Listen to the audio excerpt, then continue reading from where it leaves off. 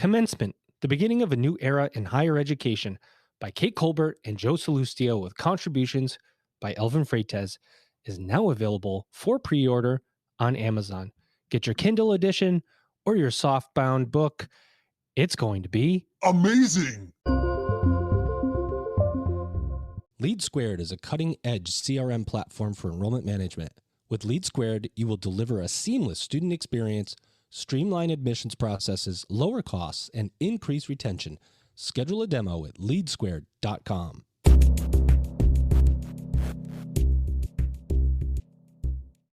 Welcome back, everybody. It's your time to EdUp on the EdUp Experience podcast, where we make education your business. Dr. Joe Salustio back with you on another episode. And this is a special one for me to get on the microphone today because, ladies and gentlemen, the day before anyway, we finally and officially put our book, Commencement, the beginning of a new era in higher education, as seen through the eyes of 100 plus college and university presidents, up for pre-order on Amazon in less than 24 hours. It hit number one in educational administration as a new release. So we are super excited. We've seen a lot of folks order the book. We hope you do too.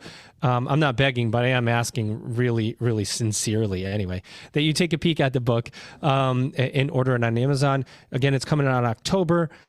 We are just jazzed. So many people have been asking questions about it, and feel very, very lucky. Of course, so much of the content from the book is coming from the college and university presidents that we've interviewed. Over 100. We're going to do over 100 included in the book, but we've interviewed like 170 now. So we're on the path for 200 college and university presidents interviewed on this podcast by the end of 2022. And hopefully, fingers crossed, over 200,000 downloads of this podcast. We are marching and marching and marching towards those goals. I got that all out. Let me get something else out. I've got somebody here with me again today. I think I canceled him like 3 or 4 times. He's supposed to co-host with me. But he's here, and he doesn't hate me yet. Ladies and gentlemen, he's Jeffrey Roche. He's Senior Vice President of National Healthcare Practice at Core Education. Jeffrey, what's going on? Well, Joe, I'm actually in North Carolina, so I'm coming to you from the Tar Heel State. The Tar Heel State. I love it. How's the weather down there in North Carolina right now? It's 90 degrees, so I'm not sure if it's as hot as where Vaughn is, but it's pretty hot. And actually, I'm at the Young Health Leaders Summit here in North Carolina. So you took time out of your day from a summit to podcast with me, Jeffrey. I mean, I am honored, my friend. Well, obviously, not only is it a great time to be with you, but obviously to be with a national rock star like Vaughn and talk about, the important work of healthcare. I'll always make time for that. Well, I hadn't officially brought her into the episode yet, Jeffrey. So since you've blown up our spot, I'm going to bring her now. Ladies and gentlemen, here she is, Ton-Quinlivan. I hope I said her name right. She is CEO of Futuro Health. Vaughn, how are you? I'm great. So great to be here on this podcast with you, Joe and Jeffrey. We're glad to have you. You are doing some incredible work. You got a book that came out last year, doing a podcast. You're changing the whole higher ed landscape for allied health education. Is there anything you can't do? Vaughn, that's the first question, but don't seriously answer that because I know the answer is no. There's tons. You're doing everything. But why don't you talk about allied health in the U.S. a little bit? That's a good place to start. What is Futuro Health? What do you guys do? How do you do it? And talk about the state of allied health in the U.S.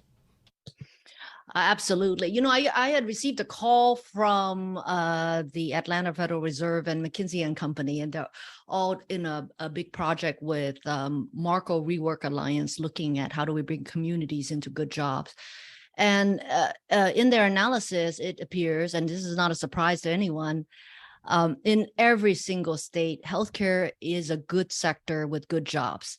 And so how do we crack the code in moving our communities, our diverse communities, which could be ethnically diverse, but also rural diversity? How do we make sure that all of us have a proportional share of healthcare workers, essential workers, whom are so critical at this moment in time? Now, Joe and Jeffrey, Jeffrey already has a lot of background in this, but some of your listeners may wonder, well, what is the allied part of allied health? And so imagine if you were driving and had gotten into a car accident, which I hope no one does. Everyone from the emergency medical technician that drives up in the ambulance to the person that checks you in, who may be a medical assistant and takes your vitals, X-ray tech, sonographers, basically almost all the technicians that touch you in your healthcare experience, minus maybe some of the high-level doctors, nurses, and the administrators. There's a world of allied health workers, which comprise roughly 65% of the workforce in healthcare. And they're good jobs.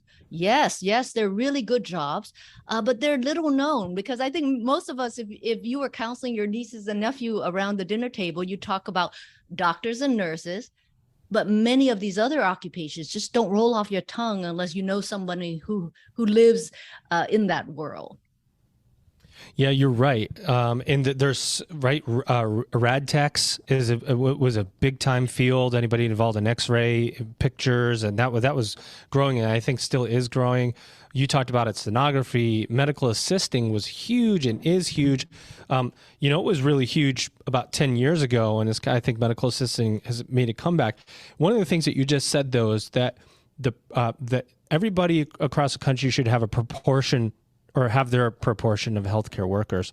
Are you inferring that may not be the case right now? Or are our cities, our urban areas full of healthcare workers and our rural areas not? I mean, what do you mean by proportion? Is it off right now? Yes, there's a deficit in the necessary healthcare workers, for example, in our rural areas. But take a state like California, there's already a gap. There was, before the pandemic, a gap of 500,000 allied health workers. And this has only gotten, yikes. It has only gotten worse after the devastation of the pandemic. And so you're beginning to see the level of care become affected, service being sort of that there's a reduction. Sorry, there's a reduction in patient care just because there's just not the workers available. And there's a phenomenon right now where, for example, in the nursing area, if you read the New York Times, there are companies that are having to pay 3 times for a temporary nurse because the shortage is so great that they just cannot get the permanent staff to be in place. And yes, that is not a sustainable situation. So we need all of us who are touching the healthcare space to figure out some solutions to accelerate workforce development. And what Futuro Health is focused about is creating new what Futuro Health is focused on is creating education journeys that work for adults to be able to re-enter the labor market and especially gain a healthcare credential, because in healthcare, if you don't have a credential, you can't even get that first interview.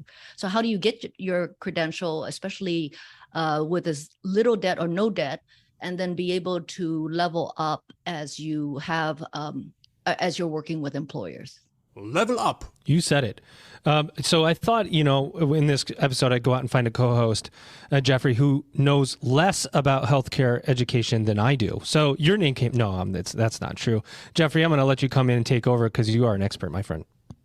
Well, thank you, Joe. And, Vaughn, I want to highlight too, one of the things that you said is important is there's also evidence that suggests that because of the real challenge we have right now in the shortage in the allied health, that actually that's contributing to clinician burnout, which suggests the fact that our nurses and others have to operate technically below their license to do vital work within our healthcare system, to do all they can to take care of our patients, but because they don't have that additional support in those critical roles. Vaughn, I know you particularly, though, have also been a transformational leader, as the former chancellor of the community college system in California. So you've, really been on the ground of workforce development throughout your career. I'm curious from your perspective, having, to Joe's point, also written a workforce RX book, which suggests the prescription for workforce, where you see not just the opportunity, but what we really have to do to fix what truly I would describe, some may challenge me, but a crisis in our healthcare workforce. Well, there's a lot of opportunity to combine best practices in workforce development in novel ways. And I had the fortune, Jeffrey, to be able to develop some of those best practices and actually test some of those best practices when I was in the private sector, heading up workforce development for a workforce of 20,000 men and women. And it was an industry that was facing the imminent exit of 25 to 50% of this workforce from aging out. And then from there, I was appointed by the governor to become I'm going to make a correction. It was executive vice chancellor. But thank you for the promotion. And I drove the workforce mission becoming from an afterthought to actually a state policy priority. And when that happens, that means that there is more investment. So we went from about 100 million in discretionary funds to 200 million to 700 million to over $1 billion. And why that is significant is resources follow what is a priority for a state. And I think that is, an important lesson to be learned for the healthcare sector. And so I'm fortunate to be able to be in this nonprofit role to create this organization, Futuro Health, thanks to the seed funding from a major healthcare system, Kaiser Permanente. And so, there's so many things that we could do better. One of the lessons learned is that workforce development is a team sport and not an individual sport. And many employers, especially healthcare employers, would jump to the conclusion that they need to do everything themselves.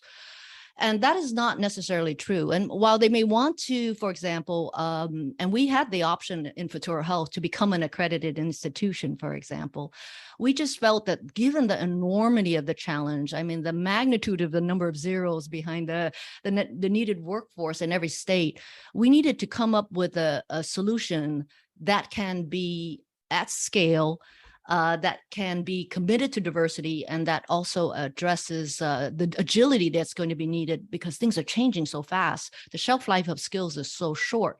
So how would you begin to do that?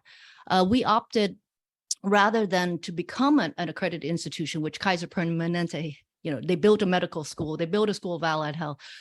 We decided that the approach is actually to bring together an ecosystem of the willing, a workforce ecosystem. So instead of doing it ourselves, once again, the playbook is that you bring together a set of college partners and a set of student support partners and a set of funding partners. And together you can begin to move thousands of students into allied health who normally wouldn't even consider it. Amazing. Yes. So we went from 0 to over 7,000 adults served, average age 30, with 80% diversity, and moving them into medical assistant program, health IT program, phlebotomy. There are so many good jobs where there are, gateways that are gateways into the healthcare. And then once you're with the employers, they can also be of assistance to move you up into higher paying jobs. And so this is a hard lesson learned, and it was learned actually through my work with the energy industry, where employers came together in order to aggregate our demand. Because this is another lesson to be learned, and I wrote about it in chapter 1. Colleges have their economics as well, right? Think about it. All of us who are faculty members, if you can't fill your class, ideally your class should have at least 25 students. But once you're getting to the 15, the 10, the 5, you know that you're getting canceled. And so if employers can come together, pool their jobs, pool their demands, basically aggregate the number of students, then colleges are much more willing to revise curriculum, to put in the effort in order to move those cohorts through. And it's a better match, instead of employers dripping out 1 job, 2 jobs. Colleges graduate, 25 at a time. So if you are able to pool employers, then you can also match the volume of students that are coming out. So these are some of the lessons of, workforce development. Nailed it. Well, Go ahead. Vaughn, I think it's important that people hear also what you're saying, which is not only that workforce ecosystem, but also the power of public-private partnerships, or at times public-public, private-private. But the key word being Say that one more time partnerships. fast. Attention. Go ahead. Go ahead, Public, Jeffrey. public, private, public, private. Well done. But at the end of the day, I mean, obviously, as you know, three individuals on this call that not only are close to education, but also close to workforce, that's really the power that we have to see, particularly when we're talking about fixing an ecosystem challenge. You have to fix it with an ecosystem solution, because we're also dealing with a systemic challenge. This workforce crisis, workforce statistics, as you cited about the number of jobs, has actually been there before the pandemic. I think a lot of people right now are talking about the pandemic, but the reality of it is it's been there for a long time. Vaughn, I'm curious, you know, in the work that Futuro also does, you know, you have a plethora of really impactful, successful programs that to your point are lifting up individuals to come into careers that not only grow them, but then contribute to society. Can you talk a little bit about actually how the programs are delivered? Because I think oftentimes people, when they think of the non-traditional healthcare way of delivering educational training programs, they get nervous about clinical experiences and such. Can you talk a little bit about how they're delivered? So we had a whiteboard, Jeffrey, to experiment with how you can make education much more adult friendly, because we already know the demographics of the country, right? It's flatlining or declining in terms of the K-12 population. And then you have the most educated generation, which are the boomers, the seasoned workers exiting. So what's left? It's adults. So the action is where the adults are, and how do you bring them back into education? So, you know, when we, and we also heard from employers, all of us who have been in workforce development know that it's not just the technical skills that someone needs to be day one ready, but it's also the combination of soft skills, you may call them essential skills, new world of work skills, but all of them relate to the sort of the interpersonal skills that are needed to be successful on the job. So what we decided to do was actually figure out how to on-ramp adults into these healthcare credentials in a different way, in a way that built their confidence. As you can imagine, many adults who've been out, they haven't been in the classroom for a while. They may not have had a great experience the first time go round. And so, and they may have not experienced higher education in an online format, right? So we initially trialed a jumpstart coursework sequence that was, you were going to take phlebotomy and physiology before going into the full medical assistant program. But we actually determined that it wasn't so much the content of the coursework, it was the confidence building that was needed. And we couldn't find it. So we actually developed a sequence called the Human Touch Healthcare. It's 8 weeks. Online. There's 1 hour of facilitated discussions with an existing healthcare worker, and it exposes and develops 6 core competencies in healthcare, from teamwork to to empathy to ethics. And there's no PowerPoint, no talking head. It's very experiential. And what we discovered was that for adults, this was a necessary transition to build their confidence, to go back into the school, to go back to school online, and most importantly, to get their families ready so that they can engage in a full technical program. So this we call the Jumpstart sequence. And we, this year, cut over thousands of our students. Every student, whether you're going to go into health IT, or you're going to go into the medical assistant program or the phlebotomy program, all of them started with this sequence. And what we're hearing from our education partners is that students, these adult students, are coming more prepared and ready for the technical portion of the program, but they have a better understanding of what healthcare is and who they will be working with in patients. And all of that is about commitment building, Jeffrey, because it does take Wonderful. persistence. Yes, persistence and grit, right? to make it through these programs, especially when you have so many conflicting things on plate. I want to say, I love what you said, Yvonne, because it's like one of the big secrets of adult U.S. higher education is that when an adult, and this doesn't go for everybody, of course, but when an adult is seeking educational opportunity, the first thing that they think about is not, I really want to go to X school. It's, okay, I need to get these skills. Who offers these? How much is it? Could I even do it? And if I can do it, can I afford it? And I've got kids at home, and what is it going to mean? How do I work out? And how do I, go pick up my kids after school? There's so much confidence building that has to happen. It's almost more important than anything else because they have to believe, an adult student has to believe that they can fit their life around school. It's impossible to fit school around your life. You have to work your life around school. And so that confidence building is so important to motivate somebody, so then in their first 8-week class, when their kid gets sick and is home for a week with the flu, they don't say, you know what, I'm just gonna, I can't do this right now, and they quit, right? So that confidence building is as much about entry, it's as much about retention, and it is grit and resilience building. And it is true confidence building because they're going to experience something they may not have experienced before. It's a secret. It's like this big known and forgotten about secret of working with adult students.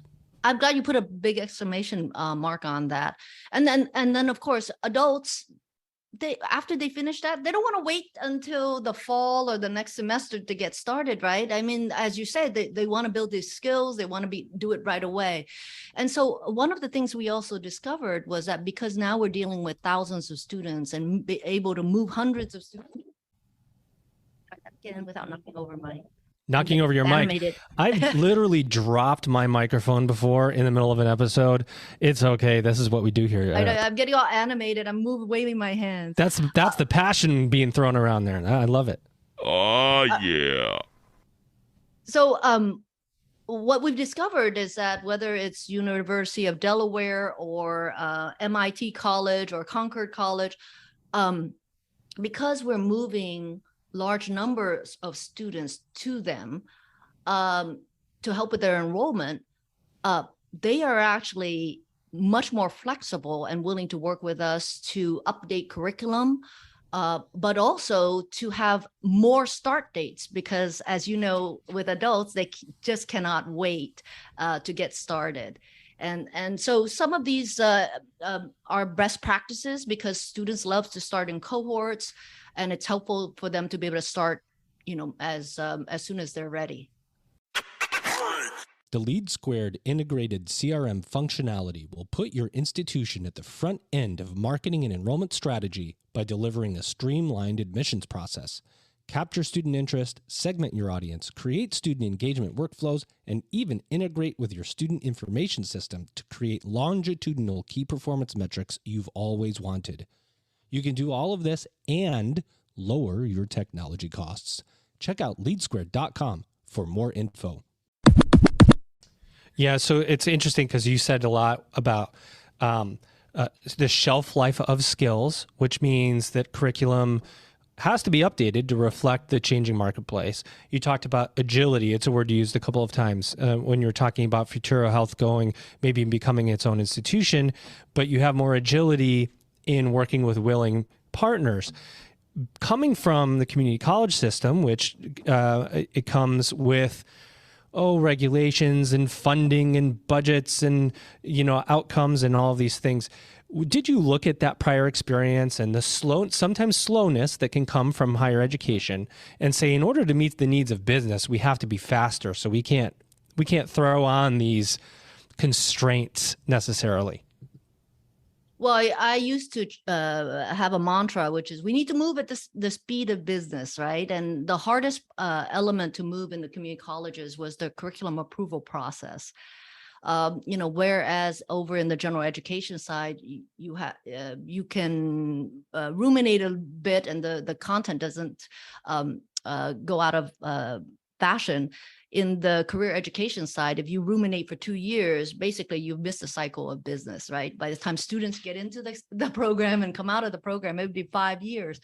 And so moving at the speed of business was always my mantra. However, the pandemic taught us a new lesson, which is we not only have to move at the speed of business, we actually have to move at the speed of need. And need is very fast. And there's move at the speed of need. You write that down, Jeffrey, because I'm going to. Well, I But think, think- Joe, it's an important point too, the Bond's highlighting there, is that, healthcare dealt with this workforce challenge before the pandemic, but then during the pandemic, so much changed. So when you think about this, if you think of just ambulatory medicine during the pandemic, not all healthcare systems across the country were offering inpatient ambulatory care. So much shifted to telemedicine. Yet you still needed your medical assistants and your other allied health professionals, because they had to help the clinicians do the telemedicine. They had to help them adapt to those things. They were crucial, for setting up COVID clinics, for setting up vaccination clinics. And so I think when people have to remember that oftentimes our allied health professionals do more than just their position says. They're not just a vital part, but the skills that Bond and her, and Futuro are doing with their partners are actually setting us up for a trajectory of building, a future leaders, actually, which is a point I always want to say, is that, for someone who goes, I was, driving in my Uber ride yesterday, and my driver actually said to me, we were talking about healthcare, because usually if I'm around someone, healthcare comes up. And just so happens, he said to me, "Oh, I'm thinking of actually going to be a farm tech." And I was like, "Oh, this is wonderful." we offer farm tech too. I forgot. Exactly. So I started to talk to him about, farm tech, why it's important, how he'd have a guaranteed job, all the potential places he could work. And, the reality of it is I reminded him too, that if you want to be a farm tech, the impact that you have is profound. But here's the thing that you don't want to forget. You can also become that next hospital CEO. You could become that CNO. The opportunity to go from allied health into other leadership roles, if that's what you choose, or other clinical leadership roles, if that's what you choose, is there. So we have to also remember to teach our students that there are a lot of plethora of opportunities, and we haven't done that well in healthcare. We haven't helped them understand that trajectory that can occur. And I know Futuro is doing that, because I know you've set up almost stackable credentials. Do you want to talk a little bit about that, Bond, too? Because stackable is important in healthcare, and we know healthcare still moves a little slow when it comes to stackable, but we've got to move them quicker in that way. Absolutely. And then I talk about an instructional redesign. The only way we're going to move volumes of students through at an accelerated rate is if we design these credentials that they're attaining to stack. Let me just back up a little bit. So the fundamentals of why things are modularizing is because of the shelf life of skills, and frankly, also because of the level of student debt, right? So it's so in order to keep up with how fast skills are changing, think about different units. When I was in school, there was only one unit, which is the unit of the degree. So your associates, your bachelor's, your master's, and so on. But now we have different units. So think about it from competencies. Competencies can be badged, digitally badged. They can combine into certificates, and then certificates, when you combine them, can equal to the degree. Right. So you can start embedding certificates into degrees as a way to refine the skill sets of students and workers. And so in this case, for example, you have to figure out where nursing is, the nursing pipeline is falling down. So there are in California, for example, there are some specialty nurses, nursing fields that are needed, like in the ER or the OR. So you don't have to start from scratch. What in workforce development, where is the population that is closest to what you need? And then what you want to do in workforce development is close the gap with your education partners, right? And so you can actually already have a nurse and RN that is already credentialed, and the closest is to be able to find them and stack their credential with a specialty, like give them an OR specialty, give them an ER specialty, right? So that's one way to stack and refine that skill set. The other is to figure out the stacks. For example, if at the entry level, you can come in as a certified nursing assistant or a medical assistant, then how does that stack into the RN or LVN, vocational nurse, practical nurse? the key is for adults to not start from scratch, because that is a big deterrent. From a degree attainment, I think KL had figured out that if adults have some credits under their belts, they're 2.5 times more likely to finish their degree. So that's a big motivator if adults don't have to start from scratch. And for healthcare specifically, Jeffrey, I'm sure you can appreciate the faster that we can produce these skilled workers, the employers are just desperate on the other side to catch them. Well, let me jump in and just say, Jeffrey, I don't know if you've done this before. I think you have, but it's the time of the episode, ladies and gentlemen, where we have an in-episode a little game, if you will, with your contestants today, Jeffrey and Vaughn. Here it comes, ladies and gentlemen. This is another mini episode of Higher Ed Word Association, and this is where I give you a word or a group of words, and you're going to tell me the first thoughts that come to your mind. Please elaborate, because it would make for a very short episode of, I'm all about repeating my words like you were doing earlier with the private, public, private thing, Jeffrey. So anyway, you're going to go first, Jeffrey. I'm going to give you a word. You're going to tell me the thoughts that are coming to your mind about it, and I'm going to give the same thing to Vaughn, and she's going to tell me what's on her mind. Are you ready, Jeffrey? I'm ready. Okay. I'm going to start with an easy one. Working learners. What does that mean to you? To me, a working learner, particularly as it relates to education, is that we have to meet them where their needs are at, and really ensure that we've developed a system that meets them, as well as industry where their needs are. So it's really that intersection of bringing that together. I want to just highlight that there is no age to identify a working learner. That could be all ages, and I want to highlight that we need to have an equitable solution for it. I like that. You brought the age piece in. That's right. All right, Vaughn, your turn. Working learners. Oh, that makes me think of competing priorities. These are awfully busy people with a lot of competing priorities. And so the two things that they need the most are flexibility, instructional flexibility, and then the other component is affordability. And I encourage employers to have tuition support programs, and I encourage colleges to think about how adults can participate in their education program in a flexible way. So Okay, Joe, go ahead. I just want to highlight, you're asking two people that participated in the Stanford University Working Learner initiative. So just so you know, I think you were thinking you would stump us. I just want to highlight something. I think I did say this is an easy one, just for the record. I do want to just highlight something that's important about working learners, and particularly as it relates to healthcare. I just want to highlight that, particularly for the healthcare employers, they have to think a little bit more innovatively on this too. And so I always say to healthcare, this takes a systemic solution. And so I want to encourage our healthcare organizations to really think about actually paying for these programs. When you have working learners who have a desire, the best situation is actually to have the employer hire them, get them trained, and pay for their full tuition. It not only will be a recruitment strategy, but it also could be a phenomenal retention strategy. Well said. All right, Vaughn, your turn to go first. There's a buildup on this one a little bit.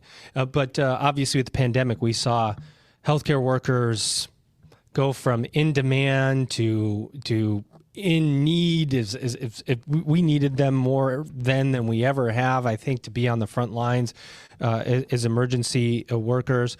And the healthcare skills have never been more important. But I don't say but mental health, and that's your word, mental health, your words, has taken a toll, I think. So when you hear mental health, what does that mean for people looking into healthcare? We actually have, we foresaw a second pandemic, and that's the mental health, behavioral health pandemic. Behavioral health also refers to, for example, drug and alcohol abuse and low-grade depression, for example. So there's a whole set of career ladders Futuro Health is involved in, because the shortage is at the master's level, which is a very long distance for someone to be able to go right now. And when we talk to 19 employers, they say, hey, here's where you can help out. Create a community health worker, someone who's from the community and understands and can talk with the community and is trusted by the community to coach them. But don't make it a generic community health worker. make it a community health worker with a behavioral health micro-credential.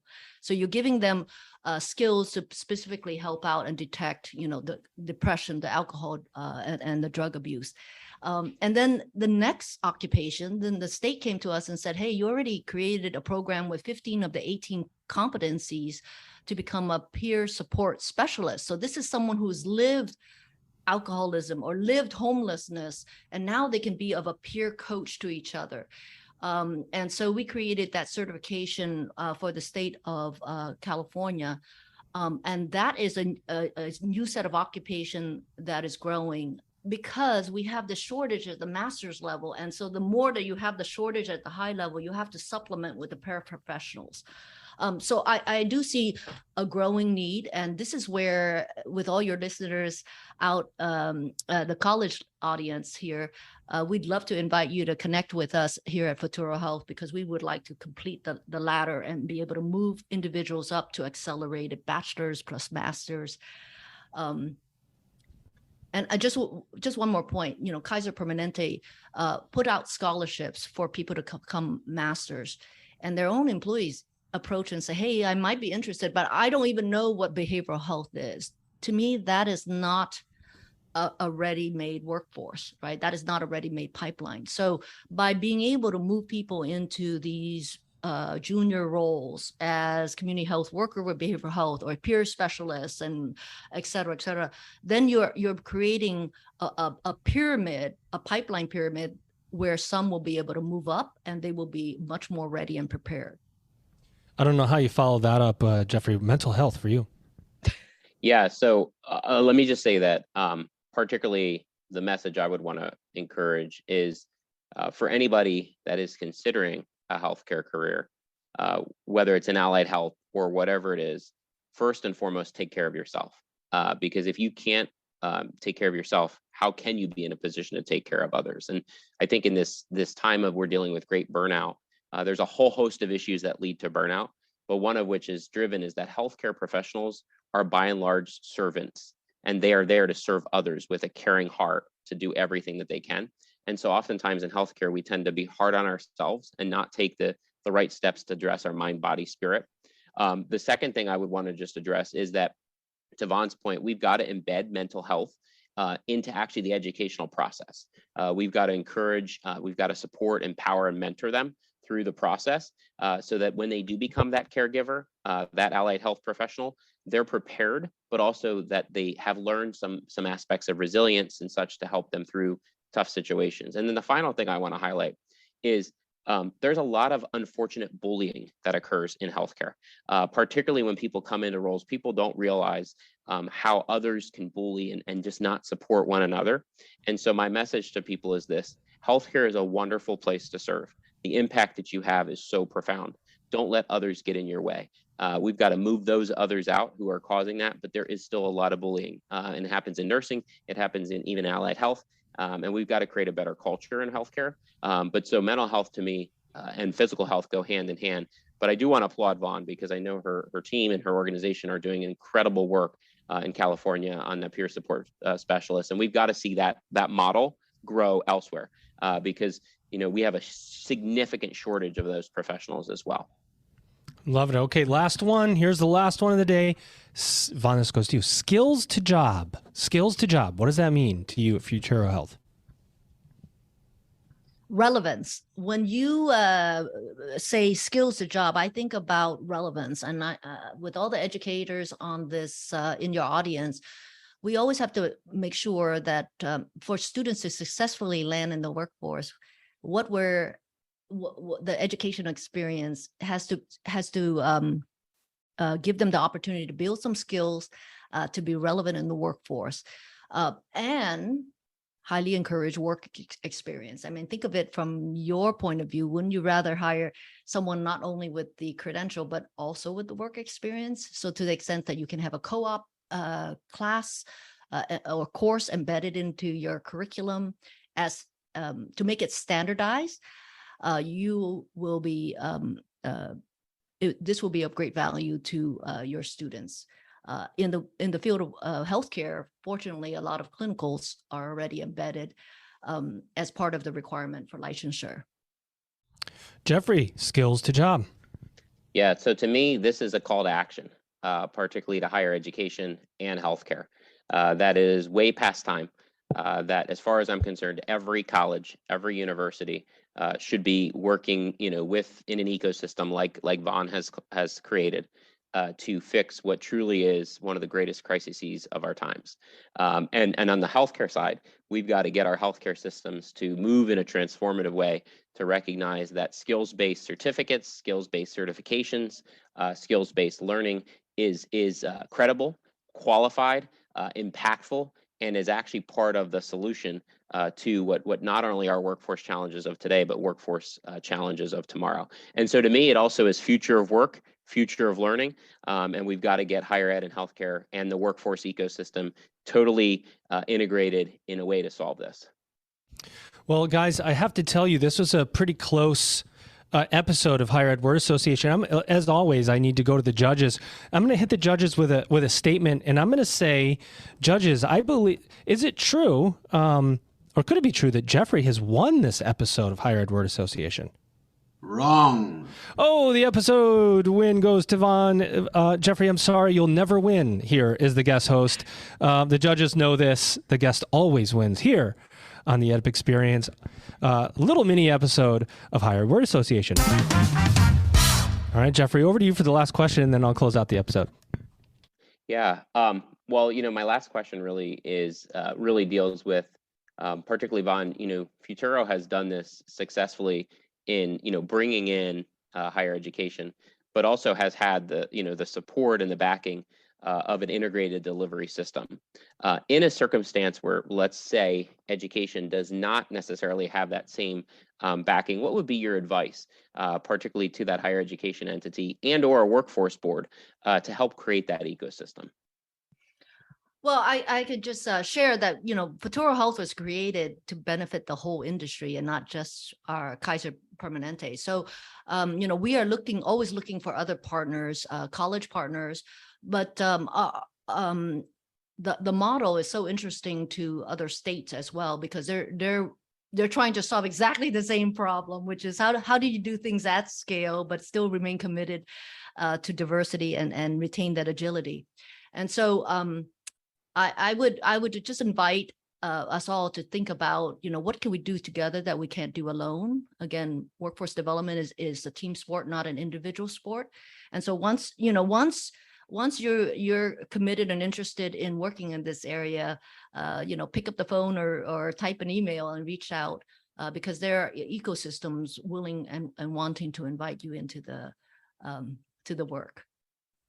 Vaughn, we've got two quick final questions for you to end this episode. Number one, what did we not ask you about Futuro Health that you would like to say? Anything going on in your life, anything happening? By the way, the book is called Workforce RX, Agile and Inclusive Strategies for Employers, Educators, and Workers in Unsettled Times, that you can pick up, I'm sure, on Amazon. All you got to do is look it up. And you have a podcast, so talk about that real fast. Anything going on for Futuro Health, dish on it. And then number two, what do you see as the future of higher education? Oh my gosh, Joe, you gave me like 10 questions there. Well, there was a lot of me talking in the middle of that. So I got to just stop, right? I just got to put the microphone down. What do you want to say about Futuro Health, and what do you see as the future of higher ed? So Futuro, we just, let me try that again. So we recognize the big issue in the nursing pipeline, and we have just announced a partnership with Dignity Health Global Education, another entity that was created by a big health system to step in and begin addressing the workforce shortages. So amazing. Yeah, so in combination, we're going to bring our combined expertise with our work to make sure that communities can move into these pathways. And then with Dignity Global Health Education, they have a really good nursing retention program that trains brand new nurses and their preceptors to be able to move up. And that program has been rolled out to 45,000 nurses within Dignity Health itself. So wow. Both models are ready for multi-state work. And what do you see as the future of higher education? Vaughn, this is the moment. This is where we quote you all over social media forever. No, we won't do that. But what do you see as the future of higher ed? Joe, I think I see the unbundling and rebundling of education occurring a much greater frequency in the future. Again, no one institution has all the capacity, the willingness, and the competencies to do what is needed for the workforce. So it's going to take multiple of us, multiple of our curriculum, multiple efforts of faculty to be able to pull together the education journey that is needed by students. So don't be surprised if there are other models or the work that we do at Futuro Health, where we are actually delivering students. For example, they can take their Jumpstart coursework with one entity, then move on to another entity for their technical coursework, and then to another college for their level up coursework. So again, because of the pandemic, uncoupled geography from education, there's a whole world of combinations that can be created in the future. And I would hope that all of our higher education institutions are looking at that and seeing how they can have a big role. Speaking of a whole world of combinations, how did the audience like my combination of Jeffrey Roche and Van together on this episode, talking about what's happening in healthcare? I can say it's pretty good combination. I have to say, my co-host today, let me outro him appropriately. Here he is, ladies and gentlemen. He is the Senior Vice President, National Healthcare Practice at Core Education. And congratulations on this new gig, Jeffrey. Thank you, Joe. Very much appreciate it. I would hope that we'll have you back again soon, my friend. Happy to be there. And obviously, thanks to Vaughn for, again, the work that she's doing and her entire organization. The work they're doing is so important, Joe. I can't highlight enough about transforming our healthcare system from a workforce perspective. That's why I'm here in North Carolina, is having these conversations, and we've got to continue this work. In future episodes, try not to outro the guests better than I do, Jeffrey. But here she is, ladies and gentlemen. Ton-Quinlivan, she's CEO of Futuro Health. Vaughn, did you have a good EdUp experience today here with me and Jeffrey? Joe and Jeffrey, you were so much fun. So thank you for having me here on this podcast. Ladies and gentlemen, you've just EdUp'd. LeadSquared isn't only an enrollment CRM. It's a technology that will allow you to optimize your entire front-end student lifecycle by providing decision makers with real-time customizable dashboards. Forecasting, measuring, and optimizing for key activities will increase retention and revenue, and LeadSquared will lower technology costs simultaneously. Not only can LeadSquared align with existing admissions processes, but the technology will also help you innovate beyond what you thought was possible. The ability to access data on your phone will keep you connected, and when you add in the world-class customer service, LeadSquared transcends being a technology. It's an experience. Check them out at leadsquared.com.